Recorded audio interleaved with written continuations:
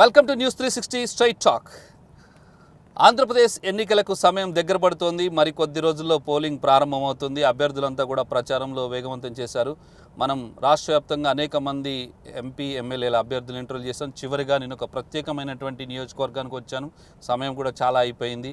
అయినప్పటికీ కూడాను మనం అభ్యర్థిని పట్టుకొని ఆయన సమయం తీసుకొని మన న్యూస్ 360 కోసం ఎక్స్క్లూజివ్గా అడిగాను. సో రాష్ట్ర వ్యాప్తంగా కీలకమైనటువంటి నియోజకవర్గం ఉండి, ప్రస్తుతం మనం ఉండి నియోజకవర్గంలో ఉన్నాం. ఇక్కడ ప్రచారం చేస్తున్నటువంటి వ్యక్తి ఎవరో కాదు, మనందరికీ తెలిసినటువంటి వ్యక్తి త్రిబుల్-ఆర్. ఆయన మనతో ఉన్నారు. ఇక్కడ వరకు అందరికీ ఏంటి చాలా ఉత్కంఠభరితంగా సాగుతుంది, అసలు ప్రచారం ఏం సాగుతుంది ఏందనేది రఘురామకృష్ణరాజు గారిని అడిగి తెలుసుకుందాం. నమస్తే అండి. నమస్కారం. ఏంటి సార్, ఎలా సాగుతుంది ప్రచారం? చాలా ఎక్సలెంట్గా, చాలా షార్ట్ టైంలో, అంటే నేను ఎంపీ అనుకున్నది ఎమ్మెల్యే అవ్వటం, అది డిసైడ్ అవ్వడానికి కాస్త టైం పట్టడం, అలా ఏప్రిల్ 21 కన్ఫర్మ్ అయింది. సో షార్ట్ టైం అయినప్పటికీ ఇది నా ఎగ్జిస్టింగ్ నా పార్లమెంట్లోనే ఒక నియోజకవర్గం కాబట్టి, పైగా నా నేటివ్ ప్లేస్ ఇక్కడే కాబట్టి నాకున్న సత్సంబంధాలు ఆల్మోస్ట్ 30 గ్రామాల్లో ఉన్న 72 గ్రామాల్లో 30 గ్రామాల్లో నా క్లోజ్ రిలేటివ్స్ అందరూ ఇక్కడే ఉన్నారు. సో కాబట్టి నాకు ప్రచారం నల్లేరు నడకగానే సాగుతుంది, ఎటువంటి టెన్షన్ కన్ఫ్యూజన్ ఏమీ లేకుండా. రైట్. అధికార పార్టీకి, ముఖ్యంగా వైఎస్ఆర్సీపీ అభిమానులకి, వైఎస్ఆర్సీపీ వాళ్ళందరికీ మీరే టార్గెట్. సో ఇక్కడ ఉండినే చాలా కీలకంగా మారినట్టుంది. మిమ్మల్ని టార్గెట్ చేయడానికి ఇంకొక అభ్యర్థి కూడా బరిలోకి దిగినట్టున్నారు. ఏదో వైఎస్ఆర్ కాంగ్రెస్ వాళ్ళు ఇంకొక అభ్యర్థిని కూడా ఇండిపెండెంట్గా తెలుగుదేశం సానుభూతి పరుడు అన్న ఒక మిషతో దింపారు. బట్ కొన్ని వేల ఓట్లు, మేబీ ఒక 10,000 ఓట్లు రావచ్చు.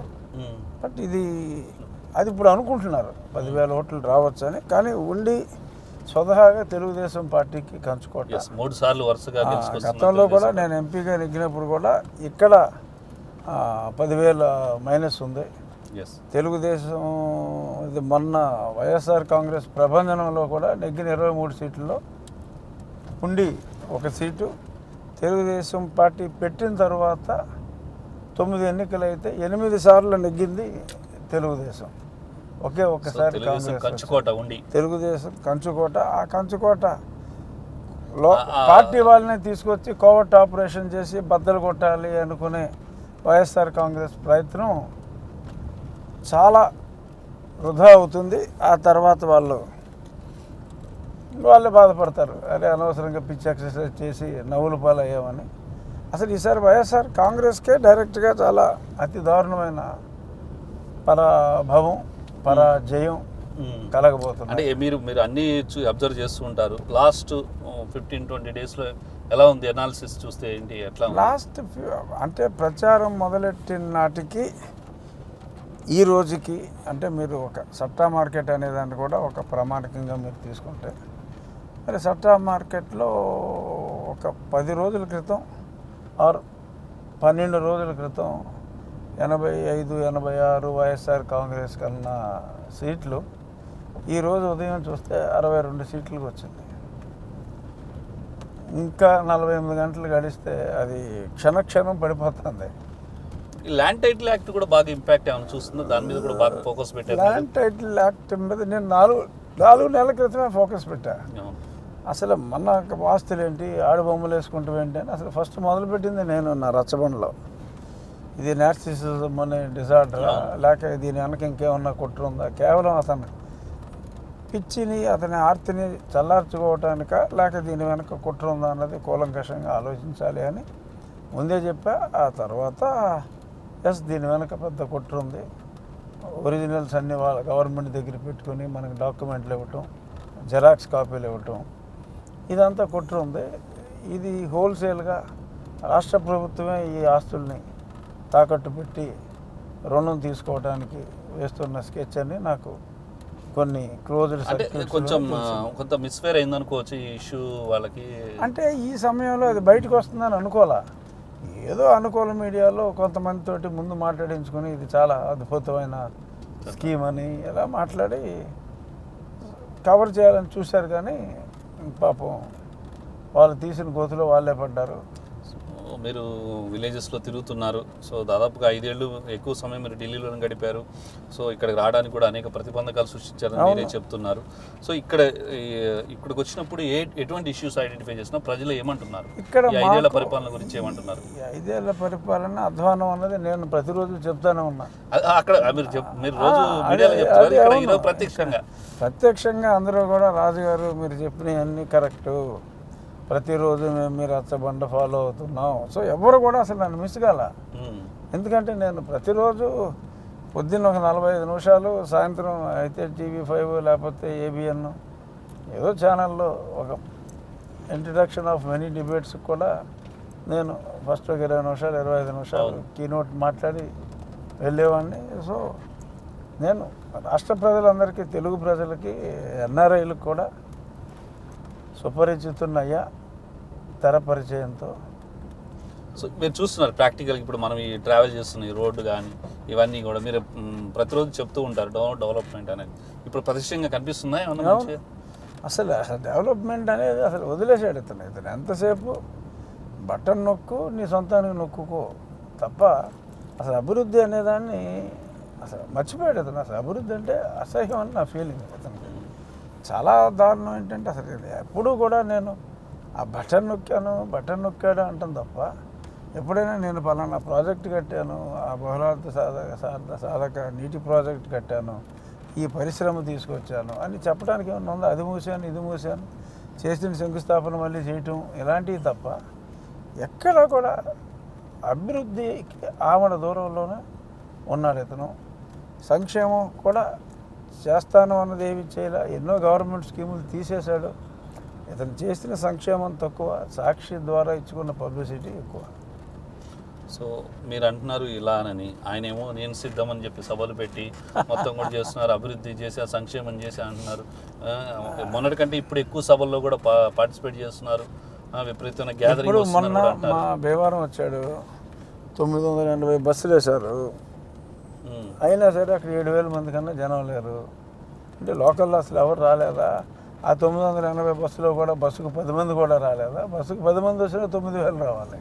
అక్కడ వచ్చిన జనం 7,000 కూడా లేరు. సో తర్వాత మొన్న నరసాపురం టౌన్లో 2,000 మంది వచ్చారట. నిన్న బందర్లో మీటింగ్ అయింది డే బిఫోర్.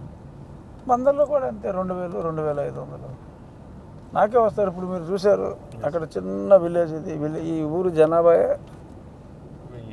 1000 లోపు. యాక్చువల్గా ఇది ప్లస్ మాలవాన తిప్ప కలిపి 1000. ఇది దాని ఒక పార్ట్. ఇక్కడ జనాలే 300 ఎంత ఉంటారు ఇక్కడ. ఆల్మోస్ట్ 300 ఇక్కడే ఉన్నారు ఇప్పుడు మనం మాట్లాడిన దగ్గర. సో అది అతనికి ప్రజాభిమానం పూర్తిగా పోయింది. ప్రజలు మళ్ళీ ఇతను వస్తే మన ఆస్తులు లాక్కుంటాడు, ఇప్పుడు దాకా చేసిన అభివృద్ధి ఏమీ లేదు, ఎన్ని సెంట్రల్ గవర్నమెంట్ స్కీమ్స్ని ఇతను మిస్యూజ్ చేశాడు, ఇవన్నీ కూడా గవర్నమెంట్ ఆఫ్ ఇండియా కూడా గతంలో ఎప్పటికప్పుడు నేను చెప్తున్నా. బట్ దేనికైనా టైం రావాలంటారు, ఇప్పుడు ఆ సమయం వచ్చింది. సో మీరు ఇవన్నీ ముందే చెప్పాను అంటున్నారు, ఇక్కడ ప్రత్యక్షంగా చూస్తున్నారు అంటే భవిష్యత్తు కూడా కనిపిస్తుంది జగన్మోహన్ రెడ్డి భవిష్యత్తు మీకు? జగన్మోహన్ రెడ్డిని దింపడానికి ప్రజలు సిద్ధం. అతను సిద్ధం అంటున్నాడు కదా, ప్రజలు సిద్ధంగా ఉన్నారు జగన్మోహన్ రెడ్డిని ఇంటికి పంపడానికి. ఇవాళ షర్మిల కూడా చెప్పింది ఇతను పాస్పోర్ట్లు రెడీ చేసుకుంటున్నాడు, విదేశాలకు వెళ్తాడు, ఇంక రాడని. ఏమో వెళ్తే వస్తాడో రాడో మనకు తెలియదు, కానీ ప్రజలైతే ఆంధ్రప్రదేశ్ రాజకీయాల నుంచి జగన్మోహన్ రెడ్డిని శాశ్వతంగా ఇంటికి పంపడానికి అయితే డిసైడ్ అయిపోయారు. వచ్చే ఎలక్షన్స్లో నాకు తెలిసి యువజన శ్రామిక రైతు కాంగ్రెస్ పార్టీ అనేది ఉండదు. రైట్, మీరు ఇలా అంటున్నారు, కానీ చాలా చోట్ల ఎమ్మెల్యేలు వై నాట్ 175 ఇంకా అదే ఇదితో చెప్తూ ఉన్నారు. ఎందుకని అంటే నిన్న జగన్మోహన్ రెడ్డి ఎప్పుడైతే డీజీపీని మార్చి అమిరెడ్డి అని ఇలా తొత్తుగా డిఐజీని మార్చి పుంగనూరు డిఎస్పీని కూడా మార్చారు. పుంగనూరు డిఎస్పీలే ఉందండి, చిన్నోళ్ళు ఎవరు ఆ రెడ్డి ఈ రెడ్డి చాలామంది ఉంటారు. దాని ముందు ఇంకో 4 రెడ్డిలు మార్చారు. ఇవన్నీ చేసేటప్పటికి అతనిలో ఒక భయం వచ్చింది. ఎప్పుడు కూడా ఆవేశంగా అహంకారంగా మాట్లాడే జగన్మోహన్ రెడ్డి శవాన్ని చూసినా కూడా బాధపడకుండా చిక్కటి చిరునవ్వు నవ్వే జగన్మోహన్ రెడ్డి నిన్న గద్గద స్వరంతో సక్రమంగా ఎన్నికలు జరుగుతాయన్న నమ్మకం లేదు, బటన్ నొక్కిన డబ్బులు రావటం లేదు అన్నాడు. మీరు చూసుంటారు. అవును, చూసి. సో అతని కళ్ళల్లో భయం, నిరాశ, నిస్పృహ కళ్ళకు కట్టినట్టు. మామూలుగా అహంకారం అతని మొహంలోంచి కారుతుంది, నిరాశ నిస్పృహ కనపడుతున్నాయి అతని కళ్ళల్లో. సో వాళ్ళేమో సంక్షేమ పథకాల మీద హోప్స్ పెట్టుకున్నారు. సంక్షేమ పథకాలే అసలు సంక్షేమం పథకాలు అద్భుతంగా చంద్రబాబు నాయుడు గారు ఇచ్చారు కదా. అతను మేనిఫెస్టోలోంచి 2 పథకాలు తీసేశాడు. ఇది లాస్ట్ టైం చెప్పిందంటూ సిపిఎస్ రద్దు అన్నాడు, అది ఎత్తేసాడు, నా వల్ల కాదని. మద్యపాన నిషేధాన్ని నిషేధించాడు. నిషేధాన్ని ఎత్తేసాడు. దాని మీద ఆల్రెడీ రాబోయే 30 సంవత్సరాలు రేపు చంద్రబాబు నాయుడు గారు తీయాలన్నా కూడా ఆ 35,000 కోట్లంతా బ్యాంకులు కడితే కానీ ఆ మద్యపాన నిషేధాన్ని అమలు చేయలేరు. ఎందుకంటే క్లాజు ఎప్పుడైనా పొరపాటున మద్యపాన నిషేధం పెడితే ఎంటైర్ లోన్ సింగిల్ స్ట్రోక్లో క్లియర్ చేయాలి. సో అలాగా. సో మహిళలే ఒక పెద్ద asset, SC ST vote bank కూడా మాకు ఎసెట్ అని చెప్పేసి వాళ్ళు భావిస్తున్నారు. మీరు గ్రౌండ్ లెవెల్లో చూస్తున్నారు, ఉమెన్స్ నుంచి కానీ ఎస్సీ ఎస్టీ మైనారిటీ వర్గాల్లో కొంత ఫేవరెటిజం లేదు. కొంచెం ఎస్సీ సామాజిక వర్గాల్లో కాస్త ముగ్గు ఉంది. బట్ అది సరిపోదు కదా గెలవటానికి. సుమారు ఇంకా 35-36% ఓట్ బ్యాంక్ ఉంది. కానీ లాస్ట్ టైం 40% వచ్చి కూడా తెలుగుదేశం పార్టీ కేవలం 23 స్థానాలు వచ్చినాయి. ఇప్పుడు ఆ పర్సంటేజ్ కూడా లేదు. ఇప్పుడు ఎస్సీ సామాజిక వర్గాలు కన్నా క్రిస్టియన్ సామాజిక వర్గాల్లో కొంచెం ఇంకా ఇతన్ని దురదృష్టం నమ్ముతున్నట్టుగా అనిపిస్తుంది. వాళ్ళల్లో కూడా నిజం తెలుసుకుంటే వాళ్ళల్లో కూడా ఇతను ఎంత అన్యాయం చేశాడు ఎస్సీ సామాజిక వర్గాలకి. 29 స్కీములు ఎస్సీ సప్లాన్ మొత్తం ఎత్తేసాడు. అన్యాయాలన్నీ వాళ్ళకి అర్థమయ్యేలాగా చెప్పగలిగితే డిపాజిట్లు కూడా రావు. కానీ మీరు చెప్తున్నట్టుగా రఘురామకృష్ణ గారు, మీరు చెప్తున్న విషయాలన్నీ ప్రజలు గమనిస్తున్నారంట. మీరు రోజు రచ్చబండలో చెప్పి ఉంటారు, మేము చాలామంది మీ ఫాలోవర్స్ కూడా అంటారు ఎప్పుడెప్పుడు ఆ ఓట్లు వస్తున్నాయని చెప్పేసి కొంతమంది కామెంట్స్ కూడా నేను చూశాను. కానీ నిజంగా ప్రజలు ఇవన్నీ గ్రౌండ్ లెవెల్లో గమనిస్తున్నారు ఈ విషయాలు? డెఫినెట్గా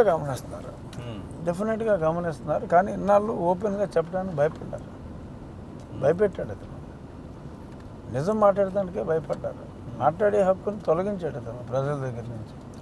చాలామందికి జీవించే హక్కును కూడా తొలగించాడు, సొంత బాబాయ్తో సహా. సో ఆ రాజ్యాంగం మనకిచ్చిన హక్కును కూడా బ్రిటిష్ వాడు కూడా గౌరవించాడు. కానీ ఇతను గౌరవించాలి. మీరు అన్నట్టుగా ఈ 5 ఏళ్ళు మీరు చాలా అనేక రకాలైన ప్రతిబంధకాలు ఎదుర్కొన్నారు ఈ రాష్ట్రంలో. మీరు ఒక్కళ్ళే కదా, మిగిలిన వాళ్ళు కూడా చాలా మంది ఉన్నారు. వాళ్ళందరూ కూడా మరి అదే ఇదితో ఉన్నారు, అదే టెంపో. నాకులాగా మరి ఎంతోమందిని అచ్చెన్నాయుడు గారిని హింసించాడు, కొల్లు రవీంద్ర గారిని హింసించాడు.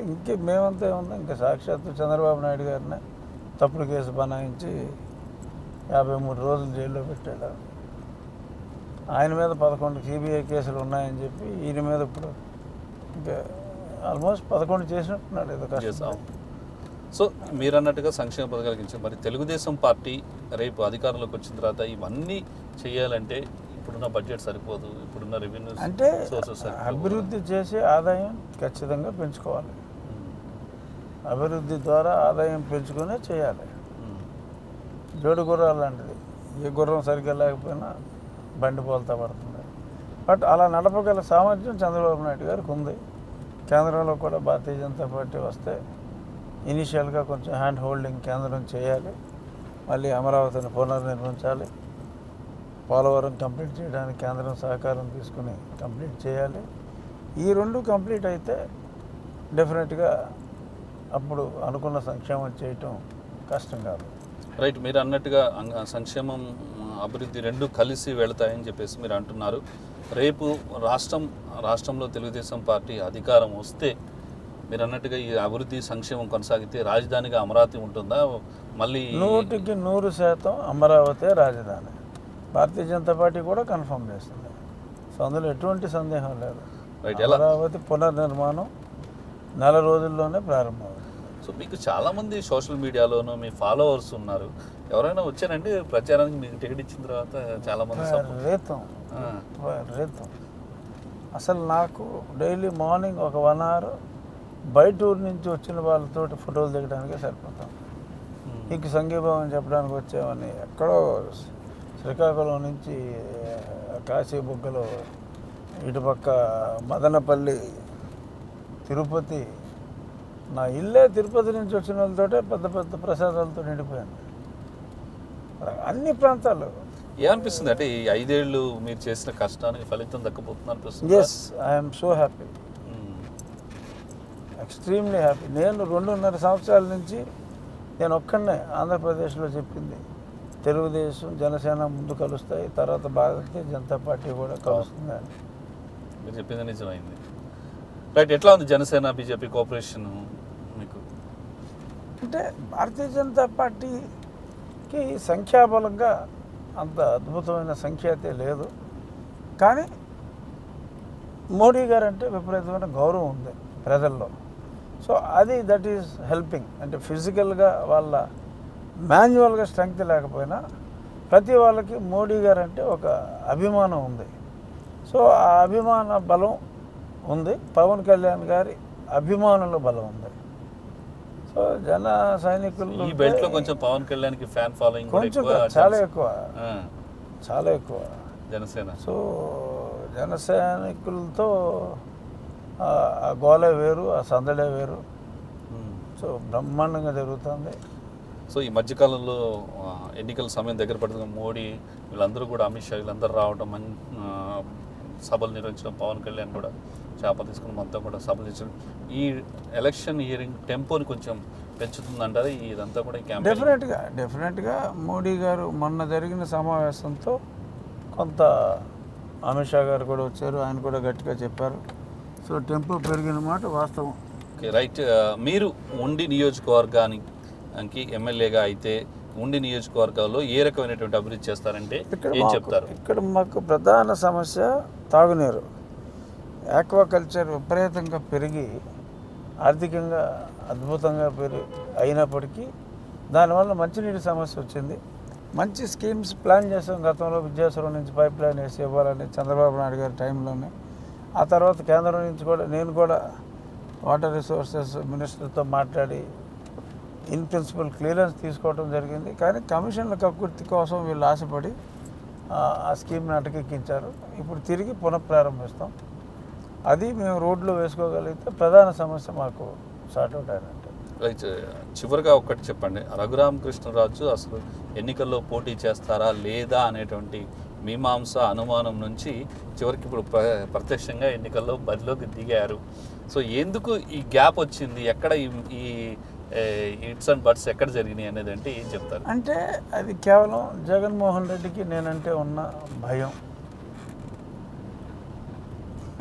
మీరు అన్నారు చాలా ప్రయత్నం చేస్తున్నాడు ఆపాలని, కానీ నేను ముందే చెప్పా చాలా ట్రై చేస్తున్నాడు, కానీ అది కుదరదు అని అన్నా. అవును, ఎందుకంటే అతను వేసి ట్రయల్స్ నాకు తెలుసు. కానీ విజయం ఎప్పుడు ఒకరినే వరించదు కదా. సడన్గా అతను సక్సెస్ అయ్యాడు, ఎంపీగా రానివ్వకుండా సక్సెస్ అయ్యాడు, ఎమ్మెల్యేగా రానివ్వకుండా ఫెయిల్ అయ్యాడు. సో అదే అతను కోపం వచ్చింది ఇప్పుడు. రైట్. చివరిగా ఉండి నియోజకవర్గ ప్రజలు రఘురామకృష్ణరాజుని ఎందుకు ఓటేయాలంటే ఏం చెప్తారు? ఎందుకు ఓటేయాలి అంటే ఇది జరిగే election pro Jagan and anti Jagan election. ఇది జగన్మోహన్ రెడ్డి ఉండాలా ఓడాలా అని జరిగే ఎలక్షన్ ఇది. జగన్ రెడ్డి ఓడాలి అని మొట్టమొదట జగన్ రెడ్డి మీద యుద్ధం 4.5 సంవత్సరాల క్రితమే ప్రకటించిన వాడిని నేను. I have declared war alone. ఇప్పుడు నాకు యోధులు కలిశారు. బట్ ప్రజలకి తొలిసారిగా యుద్ధం ప్రకటించింది నేను. మొత్తం రాష్ట్ర వ్యాప్తంగా యాంటీ జగన్ అన్నారు, కానీ ఉండి నియోజకవర్గానికి మాత్రం Raghuramakrishnaraju versus Jagan, Raghuramakrishnaraju versus YSRCP. Raghuramakrishnaraju versus జగనే. ఇది మీ ఇద్దరి మధ్య పోటీ ఇక్కడ ఉండి. గోదావరి జిల్లాల ఆత్మగౌరవానికి, పులివెందులోని ఆధిపత్యానికి జరుగుతున్న పోరాటం పోరాటం విజయం మీరే ఖచ్చితంగా. ఎంత అనుకుంటున్నారు మెజారిటీ? ఏంటి గతంలో ఉన్న మెజారిటీ కన్నా చాలా, అంటే ఇక్కడ 2009లో ఒకసారి 2014లో 36,000 మెజారిటీ వచ్చింది. డెఫినెట్గా ఆ మెజారిటీ అయితే క్రాస్ అవుతుందేమో అనేది, దట్ వాజ్ ద హైయెస్ట్. ఇక్కడ క్రాస్ అవుతుంది. ఇక్కడ ఇండిపెండెంట్గా పోటీ చేస్తున్నటువంటి ఫార్వర్డ్ బ్లాక్ నుంచి కోసం శివరాం ఇంపాక్ట్ ఏమైనా ఉంటుందా? కొద్దిగా, ఎందుకంటే అతను 2 సార్లు ఎమ్మెల్యే చేసి ఉన్నాడు, వ్యక్తిగత పరిచయాలు ఉన్నాయి కాబట్టి కొద్దిగా మేబీ 5,000కి ఎక్కువగా, 10,000కి తక్కువగా. దేశవ్యాప్తంగా ప్రపంచవ్యాప్తంగా ఎక్కడ ఏం జరుగుతుందో తెలియదు కానీ ఉండి నియోజకవర్గంలో ఈ రఘురామకృష్ణరాజు గారు ఏంటి అనేది మాత్రం సోషల్ మీడియాలో ప్రజలు మీ అభిమానులంతా మాత్రం ఎదురు చూస్తున్న మాట అయితే వాస్తవంగా కనిపిస్తుంది. సో వాళ్ళకి ఏం చెప్తారు మీరు? ఏమి నిశ్చింతగా ఉండండి, అద్భుతమైన మెజారిటీతో మనం ఈ సీట్ని గెలవబోతున్నాం. రైట్. చివరిగా ఉండి నియోజకవర్గ ప్రజలకి మీరు ఇచ్చేటువంటి అప్పీల్ ఏంటి? రేపు రాబోయే ఎన్నికల్లో అత్యధిక మెజారిటీతో నన్ను గెలిపిస్తే, నా మీద ప్రజలు ఇంత ఆశ పెట్టుకున్నారు కాబట్టి మీ ఆశయాల్ని నెరవేర్చడానికి నాకు ఒక ఆయుధంలాగా ఉపయోగపడుతుంది. గెలుపు కాదు, అద్భుతమైన గెలుపు కోసం నేను నా ఉండి నియోజకవర్గ ఓటర్లందరినీ ప్రార్థిస్తున్నాను. సో గెలిచిన తర్వాత మీ పోరాటం జగన్ మీద కొనసాగుతుందా ఇలాగనే? అవసరం లేదు, ఇంకా యుద్ధం అయిపోయింది, ఆశయం నెరవేరింది, కోట కైవసం, ఇంకా ఎవరి మీద పోరాటం. Right. All the best Raghuramakrishnaraju గారు. డెవలప్మెంట్. Yes, thank you. మొత్తం మీద ఉండి నియోజకవర్గంలో గెలిచి తీరుతాను. ఇది జగన్మోహన్ రెడ్డికి రఘురామకృష్ణరాజు మధ్య జరుగుతున్న పోరాటం. ఈ పోరాటంలో తాను విజయం సాధిస్తానని చెప్పేసి త్రిబుల్ అంటున్నారు. మరి మే 13వ తారీఖున ఉండి నియోజకవర్గ ప్రజలు ఏ మేరకు త్రిబుల్ ఓట్లేస్తారు, ఏ రకంగా గెలిపించుకుంటారనేది చూడాలి. ఇక్కడ ఏ అభ్యర్థి విజయం సాధిస్తారనేది మరికొద్ది రోజుల్లో, అంటే జూన్ 4వ తారీఖున ఫలితాల్లో తేలింది. ఇది ఇవాల్టి స్ట్రైట్ టాక్. చూస్తూనే ఉండండి న్యూస్ 360. నిజం ఆలోచనను మారుస్తుంది.